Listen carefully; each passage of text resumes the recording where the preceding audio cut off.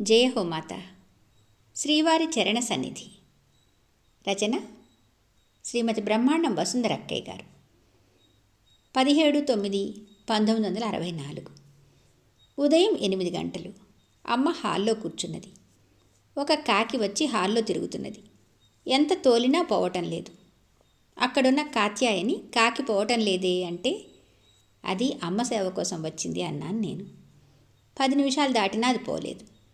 నేను కాకిని కొట్టలేదంటారేమోనని, అమ్మా ఆ కాకి ఎంత తోలినా పోవటం లేదమ్మా అన్నాను. దానికి అమ్మ, అది నాలాంటిదే, నేను పోతున్నాను అన్నది. అదేంటమ్మా అట్లా అంటావు? అది నా కోసమే వచ్చింది అన్నదమ్మ. కందిరీగ కుట్టి చెయ్యి వాచి బాధపడుతున్నా సేవ చేసుకుని వెళ్ళింది అనేది. పురుగు వాలి గట్టిగా పట్టుకుని వదలకపోయినా దాని సంస్కారం అది. దాన్ని సేవ చేసుకొనివ్వండి, వాటిని తోలద్దు అన్నది. మంచం నిండా పురుగులు వాలినా తోలనివ్వదు. చీమ శరీరం మీద ప్రాకుతున్నా తీయనివ్వదు. పిచ్చుకలు, కాకులు, కుక్కలు ఒకటేమిటి, చీమలు, దోమలు, పురుగులు, సమస్త జీవులు అమ్మ ప్రేమలో మునిగి తేలుతుంటాయి. అమ్మ మంచం మీద పడుకున్నది. ఒక చీమ వచ్చి అమ్మ పాదంపైనే వచ్చి తిరుగుతున్నది. అమ్మను వదలక గట్టిగా పట్టుకున్నది. అమ్మ కాలు కదల్చలేదు సరికదా, దానిని తీయనివ్వలేదు. అదేమి ప్రేమో మరి, తను బాధపడుతున్నప్పటికీ. పందిళ్లపల్లి నుండి వచ్చిన 3 ఉపాధ్యాయులే. అందులో ఒకరు ప్రధానోపాధ్యాయులు, ఆ ఊరి ఉన్నత పాఠశాలకు. వారు లోగడిక్కడకు వచ్చిన వారే. కామరాజు రాధాకృష్ణమూర్తి గారని తక్కిన 2 కొత్తవాళ్లే. అందులో ఒకరు సీనియర్ తెలుగు పండిట్. భోజనాలు చేసి వచ్చాక వాళ్ళంతా హాల్లో కూర్చున్నారు. అంతవరకు అమ్మతో రామకృష్ణ శర్మగారు ఏదో విషయాల గురించి మాట్లాడుతున్నారు. వెనుక గదిలో వాళ్ళు రాగానే అమ్మ సంభాషణ ఆపి హాల్లోకి వచ్చింది. కొంత సమయం మౌనంగా గడిచిపోయిన తర్వాత శర్మగారు రాధాకృష్ణమూర్తి గారిని ఉద్దేశించి, మీరు ఇందాక అంటే భోజనాలకు వెళ్లే ముందు భగవద్గీత నుండి చదివిన ఆ శ్లోకాలు చదివి వాటి అర్థాలు వివరించండి మాస్టారు, నేను ఇందాక సరిగా వినలేదు అని అడిగారు. ఆయన కొంతసేపు మెదలకుండా ఊరుకొని తర్వాత డగ్గుత్తికతో ఆ శ్లోకాలు పఠించి వాటిని వివరించడానికి చెప్పకుండా సందేహించి చివరకు చెప్పక తప్పక చెప్పారు. ఆయన పఠించిన శ్లోకాలు భగవద్గీతలో కృష్ణుడి విశ్వరూపమును సందర్శించిన తర్వాతవి. వాటి అర్థం, కృష్ణ, నీవు ఎవరో తెలియని నిన్ను నా బాంధవుడవు, సఖుడవు, మేనత్త కొడుకువని భావించి ఇంకా ఏమిటేమిటో మా మధ్య తిరుగుతున్నావని, మానవుడవని తలచాను. నీతో ఆ విధంగానే ప్రవర్తించాను. కానీ ఇప్పుడు నిన్ను పరంధాముడివని, సర్వము నీవే అని గుర్తించాను. గతంలో జరిగిన నీ ఎడల నే చేసిన తప్పులన్నిటినీ తండ్రి కుమారుని క్షమించినట్లు, మిత్రుని క్షమించినట్లు, భర్త భార్యను క్షమించినట్లు, గురువు శిష్యుణ్ణి క్షమించినట్లు నన్ను క్షమించు అని చెప్పారు. వాళ్ళు వెళ్ళాక రామకృష్ణన్నయ్య, గోపాలకృష్ణన్నయ్య 2 కూడా ఆయన శ్లోకాలు చదవడం చాలా సందర్భోచితంగా ఉన్నదన్నారు. కారణం, అంతకుముందు వారికి అమ్మను గురించి వేరే అభిప్రాయం ఉన్నది. కానీ ఇవాళ వారు ఆ శ్లోకాలు చదవడంలో కృష్ణుణ్ణి పరంధాముడిగా పార్థుడు గుర్తించినట్లు నిన్ను మేం గ్రహించామని, గతంలో జరిగిన తప్పులను క్షమించమని పశ్చాత్తాపం వెలిబుచ్చారు. అదే మాట రామకృష్ణ అన్నయ్య అమ్మతో కూడా అన్నాడు. వారు చదివి అర్థం చెప్పిన తర్వాత అందరూ చాలాసేపు మౌనంగా అమ్మను చూస్తూ కూర్చున్నారు. అందులో ఒకరు తెలుగు మాస్టారు. తనకున్న సందేహాల గురించి అడగాలనుకున్నారేమో, ఆ మాట శర్మగారితో అన్నట్టున్నారు. శర్మగారు, మీకేవైనా సందేహాలుంటే అమ్మని అడిగి తెలుసుకోండి అన్నారు. ఆ అన్నయ్య కొన్ని క్షణాలు అమ్మ ముందు కొన్ని సందేహాలు వెలిబుచ్చుదామా వద్దా అని ఆలోచించి చివరకు కర్మలకు ఆధారం ఏమిటి అని అమ్మను ప్రశ్నించారు. కర్త అన్నది అమ్మ. ఎంత నెమ్మదిగా చెప్పిందని, పక్కవాళ్లకు కూడా వినబడనంత నెమ్మదిగా. అది విన్న అన్నయ్య, అయితే మానవులు చేసే దుష్కర్మ సత్కర్మలకు ప్రేరణ ఇచ్చేది కర్తే అంటారా అన్నారు. అమ్మ కర్త ప్రేరణ వలననే అన్నది. మరి మానవులు దుష్కర్మ చేస్తున్నప్పుడు దుష్కర్మ సత్కర్మ రెంటికీ కర్తవైన తల్లివి, మీరు ఈ బిడ్డలను వారి మనస్సులను మార్చి సన్మార్గంలో పెట్టవచ్చు కదా అన్నారు అన్నయ్య. నాకు దుష్కర్మ కనబడితేగా. ఈ సమాధానం విని అన్నయ్య కొద్ది క్షణాలు ఆలోచించి, మరి మాకు దుష్కర్మలని సత్కర్మలని భేదం కనిపిస్తున్నది, వాటి వల్ల నష్టం అనుభవిస్తున్నాం కదా. మీరు మా మనస్సులు తిప్పి అన్నీ సత్కర్మలే చేయిస్తే జగత్తులో ఈ సంక్షోభం తప్పుతుంది కదా అని అన్నారు. అవసరమైనప్పుడు తిప్పుతాను, నిర్లిప్తంగా అంది అమ్మ. కానీ అందులో నిశ్చయం ధ్వనించింది. ఈ సమాధానంతో వారు సంతృప్తి పడినట్లుగా కనిపించారు. కొన్ని క్షణాలాగి తిరిగి ప్రశ్నించారు. అశేషమైన జ్ఞానము పఠన శ్రవణం వలన కలుగుతుందా, భక్తి వలన కలుగుతుందా? అందుకు అమ్మ సమాధానంగా, ఇందులో ఏది చేయాలన్నా అవకాశం ఉండాలి కదా. మనము చేయాలనుకుంటే చేయగలమా? సమయం వస్తే ఇవి ఏం లేకపోయినా కలగవచ్చు. వేమన ఏం చేసి ఆ విధంగా అయ్యాడు అని, అసలు అశేషమైన జ్ఞానము అంటే మీ అభిప్రాయం ఏమిటి అని అమ్మ అడిగింది. అశేషమైన జ్ఞానం అంటే భగవంతుణ్ణి తెలుసుకోవటం, ఆ సన్నిధి చేరటం అని నా అభిప్రాయం అన్నారతను. తెలుసుకున్న తర్వాత ఇంకేమున్నది? జ్ఞానము పొందటమే కానీ జ్ఞానం వల్ల పొందేదేం లేదు. ఆ జ్ఞానం తెలుసుకోవడానికి పఠనము శ్రవణం వలననా లేక భక్తి వల్లనా? ఈ రెండింట్లో సులభమైన మార్గం ఏది అడిగారు అన్నయ్య. ఇందులో ఏది సాధ్యమైనా ఒకటే అన్నదమ్మ. అమ్మ వెంకన్న దగ్గరకు వచ్చి కూర్చున్నది. ఒక్కొక్కరే నెమ్మదిగా అమ్మ చుట్టూ చేరారు. శేషగిరిరావన్నయ్య బల్ల కానుకొని నిలబడ్డారు. వెంకన్నకు మరొకరి తోడు ఎప్పుడూ అవసరం కనుక కనిపెట్టుకుని ఉండటానికి వెంకటేశ్వర్లు అనే పనివాడున్నాడు. కానీ వాడి ప్రవర్తన సరిగా ఉండనందువల్ల వాడంటే వెంకన్నకి ఇష్టం ఉండేది కాదు. వెంకన్న ఒకరి సహాయంతో నడవాలి. వీడి సహాయంతో నడిచి తెరలు వచ్చినప్పుడు మంచం మీద నుండి క్రిందపడి చాలా గాయాలయ్యాయి శరీరం మీద. ఆ విషయంలో వాణ్ణి కాస్త జాగ్రత్తగా కనిపెట్టరా అని అమ్మ 2-3 సార్లు చెప్పింది. కానీ వాడి ధోరణి వాడిది. వెంకన్నను సరిగా పట్టుకోవటం కూడా అతనికి తెలియదు. ఆ పట్టుకోవటంలో పట్టు తెలియక అనేకసార్లు ఎదురు దెబ్బలు తగిలాయి వెంకన్నకు. ఆ తగిలిన దెబ్బలకు మందు వ్రాస్తున్నా ఈగలు ముసురుతూనే ఉంటాయి. ఇవాళ అమ్మ వచ్చేసరికి అదే దృశ్యం కంటబడి, ఎందుకురా ఇక్కడ ఊరికే కూర్చోవటం, ఈగలను తోలాలనిపించదు, వాడెంత బాధపడుతున్నాడో, విసనకర్ర తీసుకొచ్చి విసురు అన్నది అమ్మ వెంకటేశ్వర్లతో. వాడు తీసుకొచ్చి విసురుతున్నాడు. కానీ వాడి విసరటం అమ్మకు నచ్చలేదు. శరీరం అంతా కాక శరీరంలో ఒక భాగానికే విసురుతున్నట్లుగా ఉన్నది. అమ్మ వాడి చేతిలోని విసనకర్ర తీసుకొని నిలబడి పడక కుర్చీలో పడుకున్న వెంకన్నను సరిగా పడుకోబెట్టి నోటి వెంట కారుతున్న చొంగను తన పమిటి చెంగుతో తుడిచి తలపై నుండి పాదాల వరకు విసరసాగింది. వెంకన్న అమ్మ ఈ విధంగా చేస్తుంటే సంతోషం పట్టలేక నవ్వసాగాడు. ఆనందంతో కళ్ళల్లో నీళ్లు తిరిగాయి. అమ్మ శేషగిరిరావన్నయ్య వంక చూస్తూ, అలా దిగులుగా ఉన్నావే అని అడిగింది. అన్నయ్య ముఖ కవళికలు అలాగే ఉన్నాయి. అమ్మ ఎంత అడిగినా అన్నయ్య ఏమీ సమాధానం ఇవ్వలేదు. అరుణాచలం వెళ్తావా అన్నదమ్మ. అరుణాచలం వెళ్ళి ఈ కరుణాచలాన్ని పిలుస్తాడట అని నవ్విందమ్మ. అంటే అన్నాను నేను. అరుణాచలం వెళ్ళి ఆ కొండల మీద కూర్చొని అమ్మా అని పిలిస్తే ఈ కరుణాచలం అంటే నేను తప్పకుండా తన దగ్గరకు వస్తానట. ఏమిటో ఆ ధీమా నేను వస్తానని అన్నదమ్మ. ఆ తర్వాత ఏదో మాట మీద వెంకటేశ్వర్లు ముద్దొస్తాడు, నాకు కారణం తెలీదు, వాడిలో ఏం చూసి అన్నది.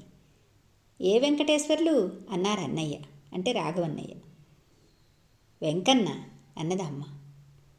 నేను వాడనుకున్నాను, అంటే పనివాడు. పనివాడు పేరు కూడా వెంకటేశ్వర్లే. వాడు ముద్దు రావడంలో విశేషమేముంది, మువ్వల వెంకాయమ్మే రాగా అన్నారు ఒక అన్నయ్య. దానికి అమ్మ, అవును, నాకు అందరూ ముద్దొస్తారు. కారణమేమిటి? చక్కదనమా? కాదు, పందిపిల్ల కూడా ముద్దొస్తుంది. పేను చూడండి ఎంత మృదువుగా ఉంటుందో దాని శరీరం. వాళ్లకు నా మీద ఉండే ప్రేమ వల్ల అంటే అది కాదు. నన్ను ప్రేమించని వాళ్ళు కూడా ముద్దొస్తారు. పసితనము ముద్దొస్తుంది అంటే ముసలివాళ్ళు వస్తారు. మరి కారణమేమిటి? రాఘవన్నయ్య: నీ వాత్సల్యమేనమ్మా కారణము. అది చాలదేమో అన్నదమ్మ.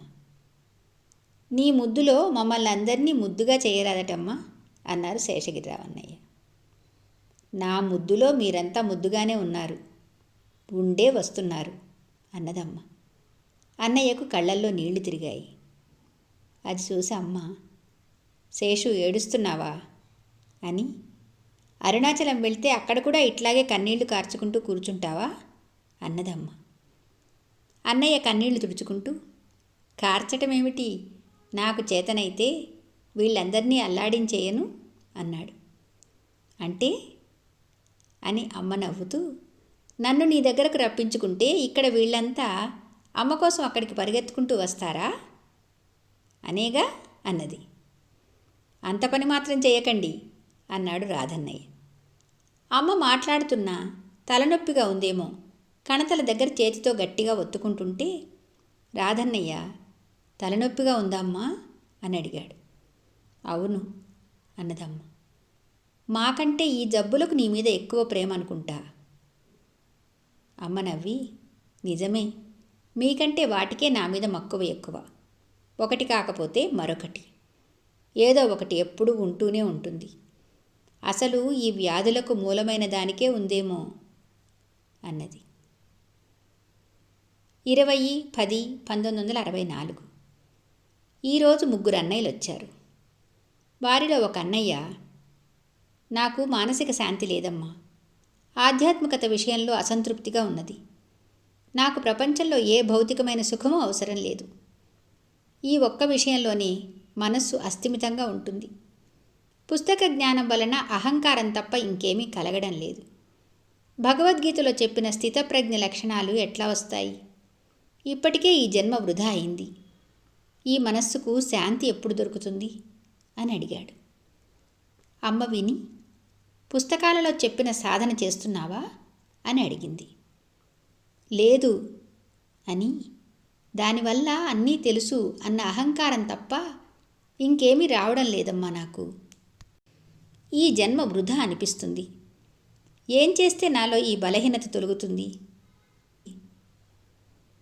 అది తెలిస్తే వస్తుందని నాకు నమ్మకం లేదు అన్నది అమ్మ. అన్నయ్య అన్నారు: ఈ జన్మ వృధా అని ఎట్లా తెలుస్తుంది అని రెండో అన్నయ్య ఏదో చెప్పబోతుండగా, అంటే తను అనుకున్నది జరగకపోవడం అట్లా అనిపిస్తుంది అన్నారు ఆయన. అనుకున్నది జరగకపోవటం ఏమిటి, ప్రయత్నం చెయ్యాలిగా అన్నాడు ఆ అన్నయ్య తిరిగి.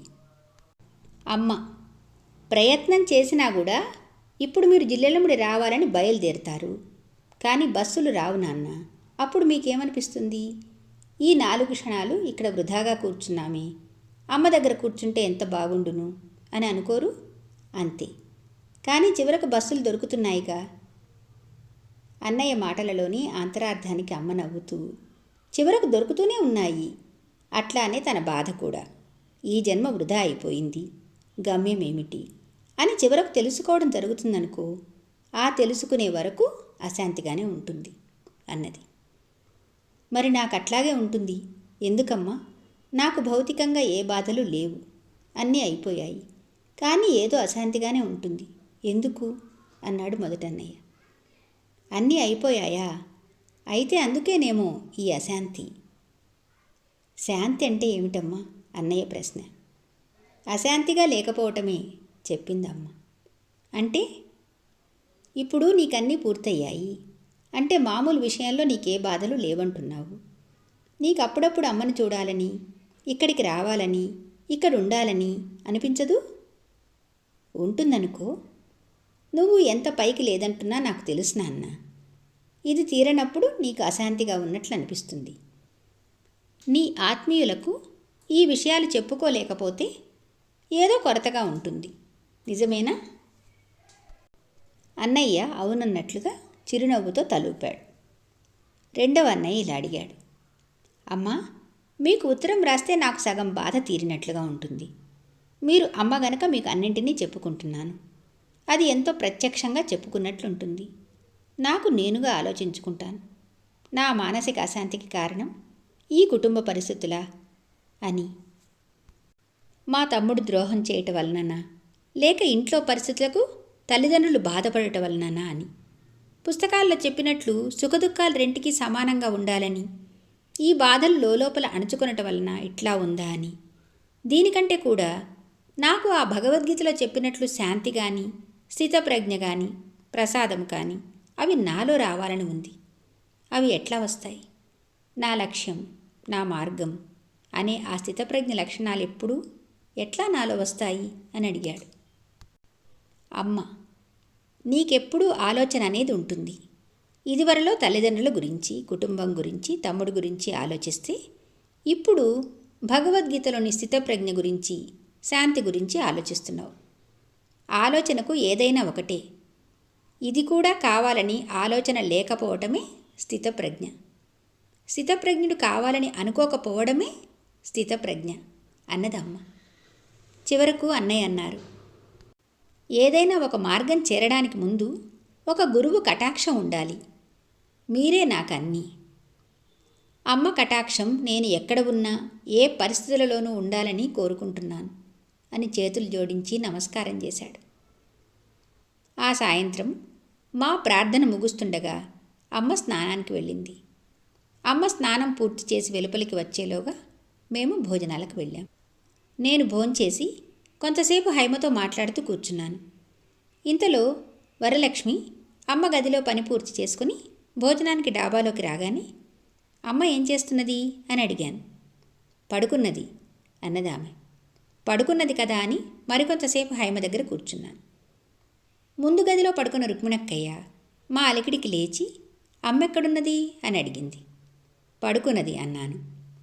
ఎందుకో అక్కయ్య లేచి వరండాలకు వెళ్ళి కాసేపు అయ్యాక తిరిగి లోపలికి వస్తూ, అమ్మ పడుకున్నదన్నావే, ఇప్పుడే భాస్కరరావు అన్నయ్య ఇంటి దగ్గరికి వచ్చి వెళ్ళింది. వెంట రామకృష్ణ అన్నయ్య, శేషగిరిరావు అన్నయ్య ఎవరూ లేరు అన్నది. నిజమా? అయితే ఈ సంగతేం నాకు తెలీదు అన్నాను వరలక్ష్మిని ఉద్దేశించి. అమ్మ ఇంకా అక్కడే ఉన్నదా అక్కయ్య అన్నాను. ఇప్పుడే వెళ్ళింది అన్నది. నేను వచ్చాను, కానీ నాకు అమ్మ మధ్యలో ఎక్కడా కనిపించలేదు. హాల్లోకి వచ్చి చూస్తే అక్కడా లేదు. వెనుక గదిలో శేషగిరిరావు అన్నయ్య దగ్గర కూర్చున్నది కాఫీ త్రాగుతూ. ఆ గది గడపలో కూర్చుని రామచంద్రరావు గారు రికార్డైన అమ్మ సంభాషణ టేప్ రికార్డర్ పెట్టుకొని వింటున్నారు. మిగతా వారు తోటలో కూర్చుని అతి శ్రద్ధగా వింటున్నారు. నాకు ఆశ్చర్యం కలిగింది. అమ్మ కూర్చున్న విధానం చూస్తుంటే ఒక అరగంట నుండి ఆ విధంగా కూర్చున్నట్లున్నది. కానీ అప్పటికప్పుడు వచ్చి కూర్చున్నట్లు లేదు. అక్కయ్య అన్న తర్వాత నేను ఒక్క నిమిషం కూడా నిలబడకుండా పరిగెత్తుకొచ్చాను. అమ్మ ఎంత త్వరగా నడిచినా కనీసం నాకు వరండాలోనైనా కనిపించవలసిందే. కానీ అలా జరగలేదు. రాత్రి వరండాలో పడుకున్నారు అమ్మ. రామచంద్రరావు గారు ఈ టేప్ రికార్డర్ గురించి, అమ్మ మాట్లాడిన సంభాషణ గురించి తన అభిప్రాయం చెప్తుంటే వింటూ పడుకున్నారు. 21/10/1964 ఉదయం రుక్మిణక్కయ్య నాతో, అమ్మ రాత్రి ఈ వైపు రాలేదట. నేను వచ్చావు అంటే నేనెక్కడికి రాలేదు, అన్నయ్య దగ్గర కూర్చున్నాను అంటుంది అన్నది. నేనొక్కదాన్ని కాదుగా చూసింది. నాగమణక్కయ్య, నంబులన్నయ్య కూడా చూశారు. రోజారంగు చీర కట్టుకుని అమ్మ భాస్కర్రావు అన్నయ్య తలవైపు 5 నిమిషాలు నిలబడి వెళ్ళింది. మరెవరో అని పొరపడ్డానికి ఎవరికున్నాయి రోజారంగు చీరలు? అంతేకాక అంతా అమ్మలా ఉందే, నేను పొరపాటు పడలేదు అన్నది రుక్మిణక్కయ్య. రుక్మిణక్కయ్య చెప్పింది నిజమే. కానీ అమ్మ రాత్రి కట్టుకున్నది తెల్ల చీర. ఈ ఆధారంగా కాదని అమ్మ అన్నదనుకో, రాత్రి అమ్మ స్నానం చేస్తున్నప్పుడు ఆరుబయట అమ్మకు మంచం వేసి రామచంద్రరావు గారు, రాఘవయ్య గారు, రామకృష్ణ అన్నయ్య కూర్చుని ఈ విషయం మీద మాట్లాడుతుండగా విన్నాను. అమ్మ ఈ విధంగా కనిపించడంలో విశేషమేమీ లేదు. అమ్మ అట్లా కనిపిస్తూనే ఉంటుంది అన్నారు రామచంద్రరావు గారు. అవును, నా అనుభవంలో ఒకటి ఉంది అని రామకృష్ణ అన్నయ్య తన అనుభవం చెప్పాడు. 2 సంవత్సరాల క్రితం ఇప్పుడు వంటశాలగా ఉపయోగిస్తున్న డాబా పూర్తి కాలేదు. అమ్మ అన్నయ్య ఈ ఇంటి దగ్గర కూర్చొని దాదాపు 2 గంటల నుండి మాట్లాడుతున్నారు. ఇంత సమయంలో అమ్మ కానీ అన్నయ్య కానీ అక్కడ నుండి లేవకుండా కూర్చున్నారు. ఇంతలో బాపట్ల వెళ్ళిన సాంబయ్య అన్నయ్య తిరిగి వస్తుంటే అసంపూర్తిగా నిర్మింపబడిన డాబా దగ్గర ఒంటరిగా నిలబడిన అమ్మ కనిపించింది. అమ్మ ఇక్కడ ఒంటరిగా ఎందుకు నిలబడింది అని అనుకున్నట్ట. అన్నయ్య ప్రక్కనున్న వాళ్ళు అమ్మ కాదేమో అంటే, ఎందుకు కాదు? అమ్మ కాదు మరెవరైనా అనుకుందామంటే ఇంకెవరున్నారు ఆ పోలికలతో అని అన్నాడు. సరే, ఊళ్ళోకి వచ్చాక పళ్ళు పూలు తీసుకొని అమ్మ దగ్గరకు వస్తుంటే అక్కడే అమ్మ కనిపించింది. అన్నయ్యకు ఆశ్చర్యం కలిగిందట. ఇప్పుడే అక్కడ కనిపించావు కదమ్మా, అంతలోనే ఇక్కడికి ఎలా వచ్చావమ్మా? అమ్మ తనకేమీ తెలియదని, తను అన్నయ్య ఇందాకటి నుండి అక్కడే కూర్చున్నారని చెప్పారట. తర్వాత రామచంద్రరావు గారు చీరాల అన్నయ్యలకు, అంటే ప్రసాద్ అన్నయ్య డాక్టర్ గారులకు అమ్మ కనిపించడము, రాఘవయ్య గారు వాళ్ళ ఊళ్ళో వాళ్ళ చుట్టాలకు కలిగిన ప్రత్యేక అనుభవాన్ని గురించి కూడా చెప్పారు. జయ హో మాతా.